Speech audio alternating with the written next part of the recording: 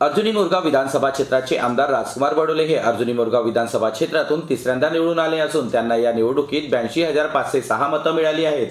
तर काँग्रेस पक्षाचे दिलीप बनसोड यांना फक्त 66,011 मते मिळाली असून आमदार राजकुमार बडोले यांनी आपल्या विजयाचा श्रेय लाडक्या बहिणींना आणि मतदारांना दिला आहे। हो, नक्कीच आम्हाला माहित होतं विजय होणार होता म्हणून। किती मतांनी जवळपास विजय झालेला आहे? 16,671 मतांनी विजय झाला या ठिकाणी आणि आम्हाला विश्वास होता की विजय होणारच। मतदारांना काय म्हणाल तुम्ही?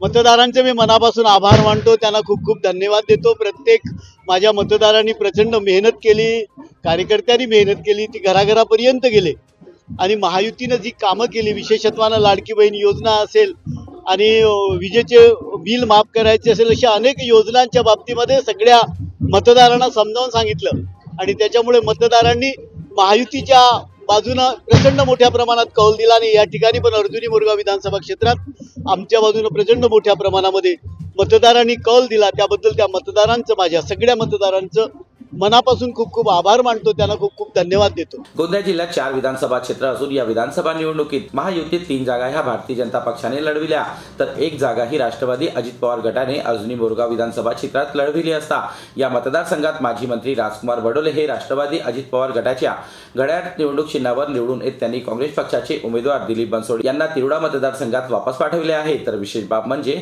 अर्जुनी मोरगाव विधानसभा क्षेत्राचे राष्ट्रवादी अजित पवार गटाचे आमदार मनोहर चंद्रिकापुरे यांची तिकट कापत भाजपचे माजी मंत्री राजकुमार बडोले यांना राष्ट्रवादी काँग्रेस पक्षात प्रवेश देत निवडणूक लढण्याची संधी दिली असता राजकुमार बडोले यांनी 16,415 मताची लीड घेत काँग्रेसचे उमेदवार दिलीप बनसोड यांचा पराभव करत काँग्रेस प्रदेशाध्यक्ष यांचा एकेकाळी बालेकिल्ला समजल्या जाणाऱ्या मतदारसंघात तिसऱ्यांदा निवडून येत पार्सल रूपी उमेदवार दिलीप बनसोड यांचा पराभव केला आहे।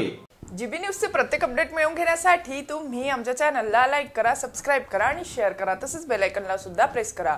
आपला जिल्हा, आपली बातमी, जीबी न्यूज गोंदिया।